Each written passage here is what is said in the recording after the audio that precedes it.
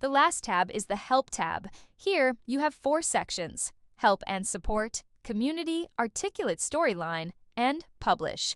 In the Help and Support section, you are able to get specific help from Articulate support or from other Articulate users. The Tutorials icon will take you to video tutorials developed by Storyline or recorded Articulate hosted webinars helping you learn how to use Storyline.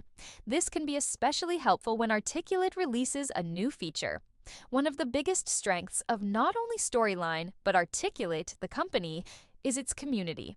Articulate has intentionally curated guides, blogs, and forums designed to help Articulate users help Articulate users. The Articulate Storyline section has icons to take you directly to Articulate's website, identify which version of Storyline you are using, and identify what third-party software is incorporated into your version of Storyline. Lastly, we have the Publish section, which has the same capabilities as the Publish section on the other 7 tabs we've already discussed. I hope you were able to learn something from this video.